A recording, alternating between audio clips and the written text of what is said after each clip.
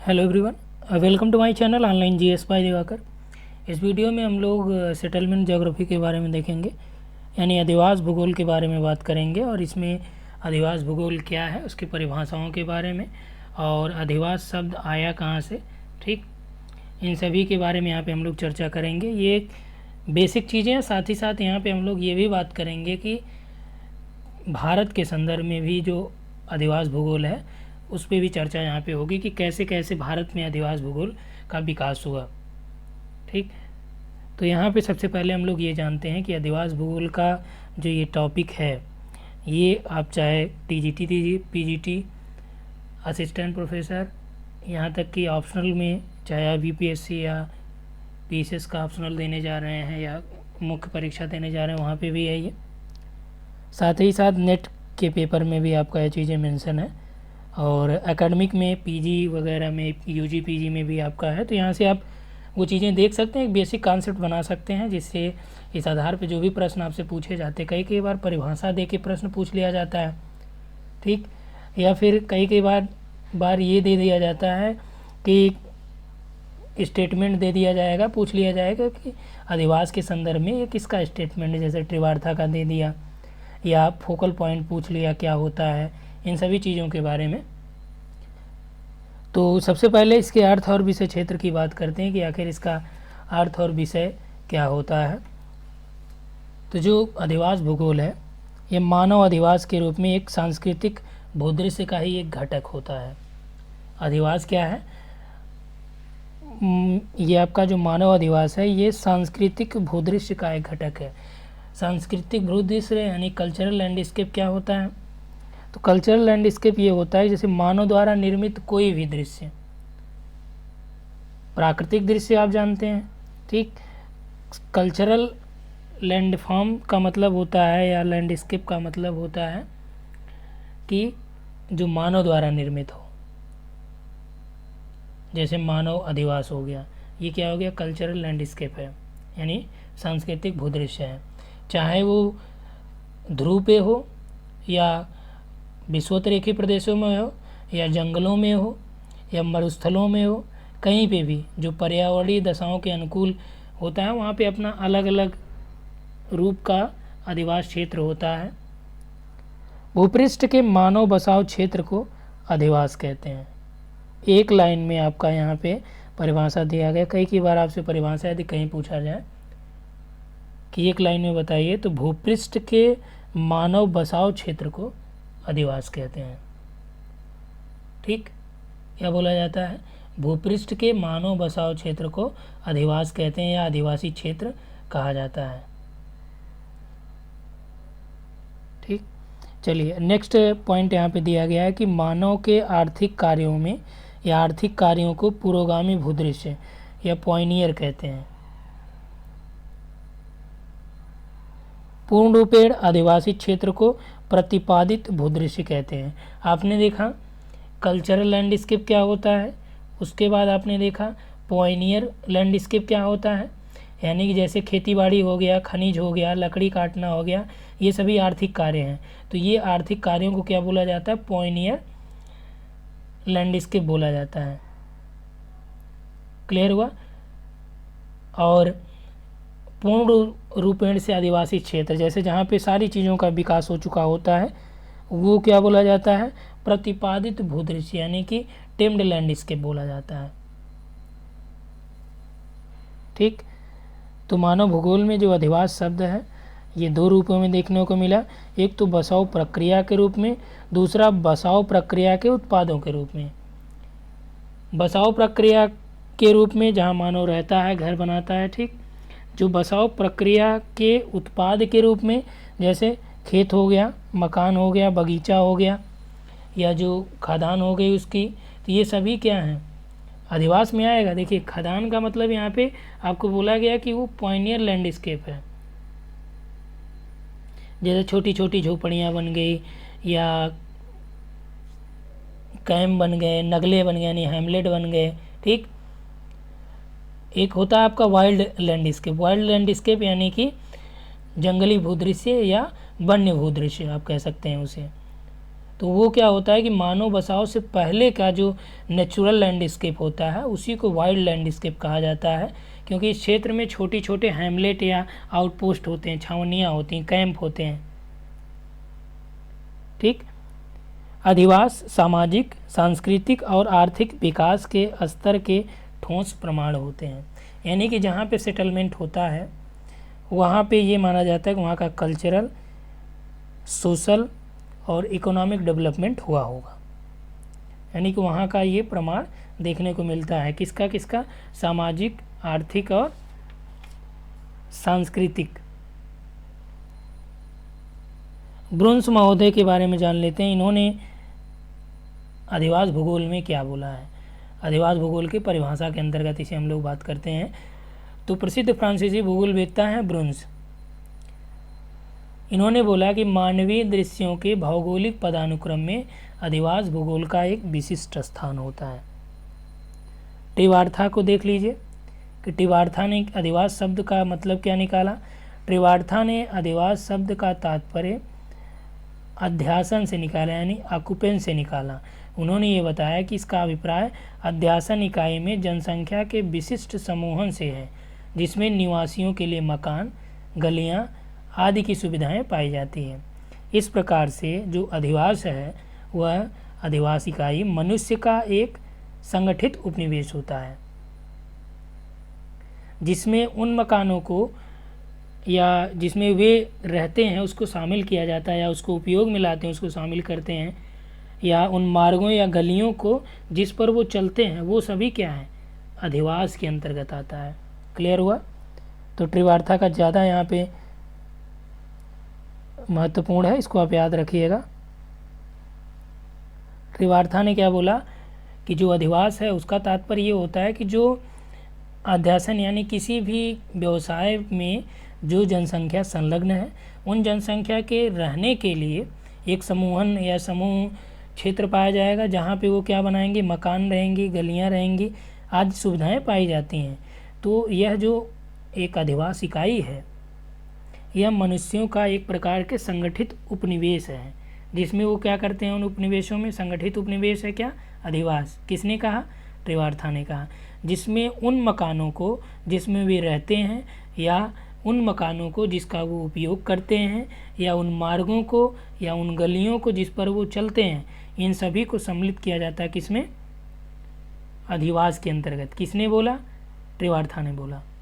ठीक। अलेक्जेंडर क्या कहते हैं? अलेक्जेंडर कहते हैं कि अधिवास तृतीय क्रियाकलाप जिसका कालांतर में समूहन हुआ उसी से रिलेटेड है। अब देखिए, आपने एक्टिविटी तो पढ़ी ही थी, प्राइमरी, सेकेंडरी और टर्शियरी, क्वाटरनरी। ठीक। कोन महोदय ने सड़कों के केंद्रीय बिंदु पर अवस्थित मकानों एवं विभिन्न सुविधाओं के समूहन को अधिवास समष्टि बताया, जिसका आधार उन्होंने फार्मस्टीड या खेत घर से लेके महानगरों के बीच पाया जाता है, ऐसा उनका मानना था। तो फिलहाल कोन का, अलेक्जेंडर का कोई विशेष महत्वपूर्ण नहीं है। जो ज़्यादा महत्वपूर्ण आपका है ट्रिवार्था का है।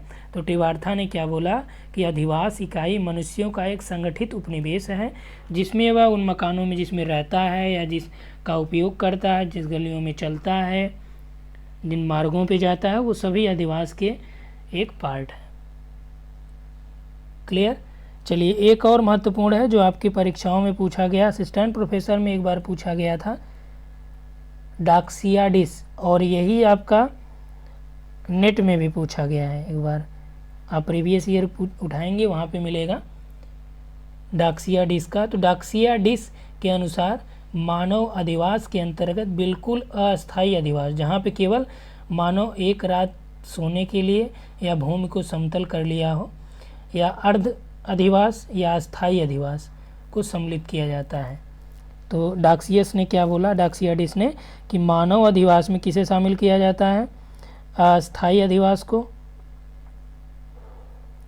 अस्थायी अधिवास या अर्धस्थायी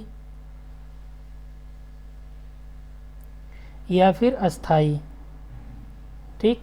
अस्थायी कौन सा हो गया? मान लीजिए मानव या कोई भी व्यक्ति जहाँ पे एक रात सोने के लिए कोई मैदान है उसको समतल कर लेता है, ठीक, वो अस्थायी हो गया। अर्धअस्थायी क्या है कि खाना बदोशी तंबुओं में लेकर अंतरिक्ष यान तक को क्या बोला जाता है, अर्धअस्थायी, क्योंकि अंतरिक्ष यान में भी थोड़े समय के लिए लोग रहते हैं। खाना बदोश जो मान लीजिए एक स्थान से दूसरे स्थान पे पलायन करते रहते हैं कुछ समय के लिए, 1-2 महीने या 4 महीने के लिए कहीं रुक जाते हैं एक ऋतु के लिए, फिर दूसरी ऋतु में दूसरी जगह चले जाते हैं, इस तरह से, तो वो अर्धअस्थायी होते हैं। जो अस्थायी होते हैं ये परमानेंट इनका अधिवास होता है। ठीक, यहाँ पे देखिए अधिवास भूगोल के विकास की बात चल रही है। तो अधिवास भूगोल का जो विकास है इसमें किसने क्या बोला, ये आपका थ्यूसिडाइस हैं और पाइवियस हैं, स्ट्रेबो हैं। इन्होंने ये बोला कि अधिवास भूगोल का विकास नगर उत्कृष्ट संस्कृति का प्रतीक है। इन्होंने क्या बोला कि जो नगर होते हैं, नगरों के बारे में बोला, कौन, थ्यासिडियस, पाइवियस और स्ट्रेबो, कि नगर क्या होते हैं, उत्कृष्ट संस्कृति का प्रतीक होता है। इसी तरह से चटर्जी का मानना है कि अधिवास भूगोल मानव द्वारा निर्मित अधिवासों के आकार, आकृति, प्रकार पर विचार करता है और उनके ऐतिहासिक विकास की रूपरेखा भी प्रस्तुत करता है। कौन, अधिवास भूगोल। क्लियर हुआ। चलिए, एक महत्वपूर्ण इंडियन ज्योग्राफर हैं GS गोसाल, जनसंख्या भूगोल से रिलेटेड हैं ये, और त्रिवार्था के शिष्य भी रहे हैं, पंजाब यूनिवर्सिटी से रिलेटेड हैं। गोसाल महोदय ने ये बोला कि अधिवास भूगोल का संबंध बसाव के प्रक्रम तथा उनके धरातल पर अभिव्यक्तियों में स्थानिक भिन्नताओं से होता है। ठीक, तो गोसाल को भी याद रख लीजिए। चलिए, यहाँ पे जो अधिवास भूगोल के विकास में रोमन प्रशासन है उसका कहना है कि नगर नियोजन में ग्रिड व्यवस्था थी। कहाँ पे, रोमन में।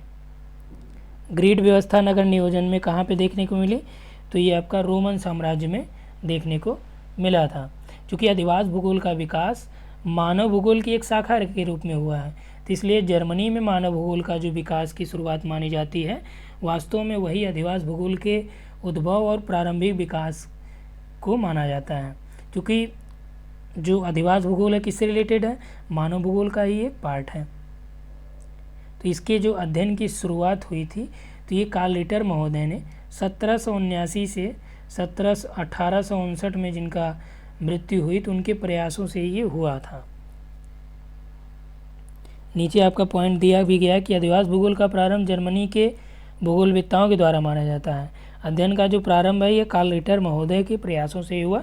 चूँकि अधिवास भूगोल आपको बताया मैंने पहले ही कि मानव भूगोल का शाखा है। क्योंकि मानव भूगोल का जो विकास है, इसके क्रमबद्ध विकास की शुरुआत कहाँ से मानी जाती है, जर्मन से मानी जाती है। तो इसलिए जब मानव भूगोल जर्मन से माना जाता है, तो इसी तरह से अधिवास भूगोल भी वहीं से ही होगा, क्योंकि ये उसी की तो शाखा है। तो वहीं के एक रिटर महोदय हैं जिनके प्रयास से ये चालू हुआ। अधिवास भूगोल पर जो पहली संदर्भ सूची थी, अधिवास भूगोल पर पहली संदर्भ सूची फ्रेडरिच ने अधिवास भूगोल पे पहला ग्रंथ इन्होंने लिखा था, जिसमें उन्होंने जर्मन भूगोलविदों के प्रारंभिक प्रयासों को, जैसे घरों का प्रकार हो गया, नगरीय केंद्रों के अध्ययन तक इन्होंने सीमित किया। बाद में आते हैं रिस्थोपेन। रिस्थोपेन ने 1891 से लेके 1897 तक सामान्य अधिवासों के विभिन्न विषयों पर वक्तव्य दिए। 1891 में ही अंतर्राष्ट्रीय भूगोल कांग्रेस ने अधिवास भूगोल के एक विशेष उपनिवेशन, यानी एक प्रमुख विषय उसका उपनिवेशन था, कॉलोनाइजेशन था, उसके अध्ययन में विशेष रुचि दिखाई। बाद में 1895 में मितजेन के 4 अंकों में प्रकाशित आवासों के वितरण और अवलक्षणों के आधार पर गांव का वर्गीकरण प्रस्तुत किया गया, और यही अधिवासों के अध्ययन में जननिक उपागम की शुरुआत हुई थी। तो जो जननिक उपागम की शुरुआत आपका जर्मन से ही मानी जाती है। 1899 में आते हैं स्लूटर। 1899 में स्लूटर महोदय आते हैं। उनके प्रयासों से ही इस विषय को अलग अस्तित्व प्राप्त हुआ।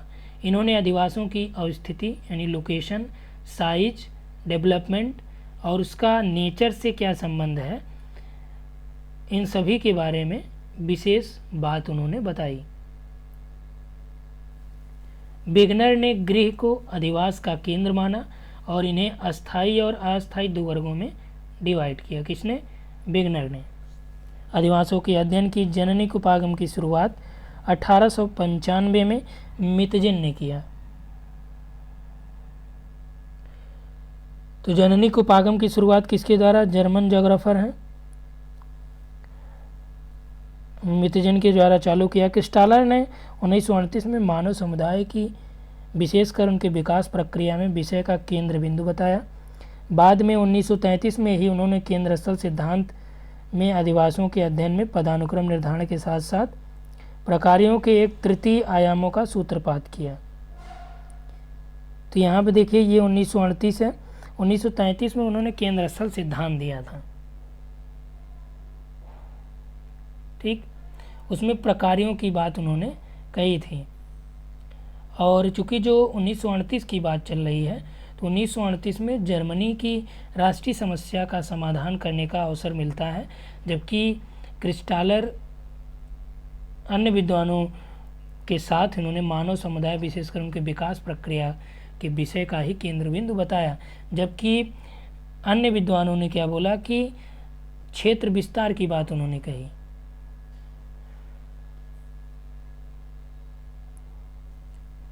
आगे देखिए यहाँ पे, अब यहाँ पे ये आप कंफ्यूज मत करिएगा कि यहाँ पे आपका उनके विकास प्रक्रिया के विषय का केंद्र बिंदु बताया गया, ये बाद में नहीं बल्कि इसके पहले ही इन्होंने बोला था। 1933 में केंद्र स्थल सिद्धांत में अधिवासों के अध्ययन में पदानुक्रम निर्धारण के साथ साथ, और ये केंद्र स्थल सिद्धांत आप लोग जानते ही होंगे, क्रिस्टालर का हमने कराया भी है। जर्मनी और फ्रांस के भूगोलवेत्ताओं ने इसमें योगदान दिया। इसमें प्रादेशिक उपागम की अधिकता रही। आपने जेनेटिक उपागम देखा, जेनेटिक अप्रोच, अब यहाँ पे रीजनल अप्रोच है, प्रादेशिक उपागम है। तो प्रादेशिक उपागम की जो शुरुआत है फ्रांसीसी अधिवास भूगोल के द्वारा मानी जाती, क्योंकि इसी की प्रधानता उसमें रही है। ठीक, तो जर्मन में कौन सा हो गया? जेनेटिक उपागम। प्रश्न आपसे पूछा जाएगा कि जेनेटिक अधिवास भूगोल की जेनेटिक उपागम की शुरुआत कहाँ से हुई? तो जर्मनी से। प्रादेशिक का फ्रांसीसी भूगोलवेत्ताओं ने किया था, जिसमें फ्रांसीसी भूगोलवेत्ताओं में सर्वप्रथम माने जाते हैं डिमांजिया। इन्होंने खेतों और उनके स्वामित्व, कृषि, गृह प्रकार, इन सभी के बारे में अधिवास भूगोल के अंतर्गत इन सभी को उन्होंने डिस्कस किया था।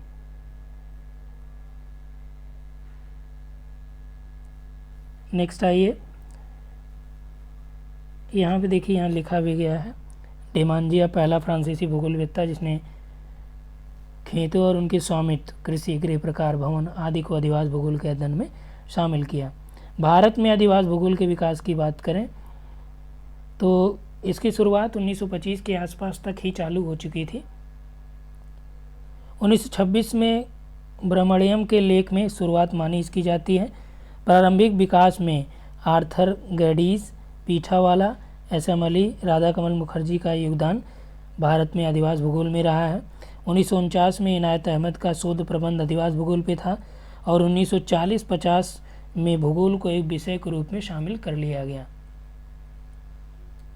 ठीक, तो इसमें बहुत ज़्यादा डिटेल जाने की आवश्यकता नहीं, क्योंकि पूरा ये इतिहास है इसकी, जिसमें आर.एल. सिंह हैं और ढेर सारे लोग। अभी एस.पी. चटर्जी से रिलेटेड आपका अधिवास भूगोल में प्रश्न पूछा गया है।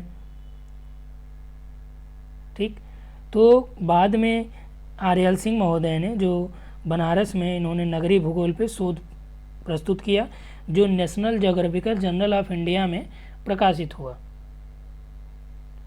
यानी कि यदि आपसे प्रश्न पूछा जाए कि अधिवास भूगोल को भारत में मान्यता कब मिली एक विषय के रूप में, तो 1940 से 50 के दशक में इसे मान्यता मिली। ठीक, अधिवास भूगोल और मानव भूगोल एक दूसरे से अंतर संबंधित है। अधिवास भूगोल इसी का ही एक पार्ट है। और यहाँ पे देखिए कि प्रोफेसर रॉक्सबी के अनुसार इन्होंने 4 उपविभाग बताएं जो मानव भूगोल से रिलेटेड हैं।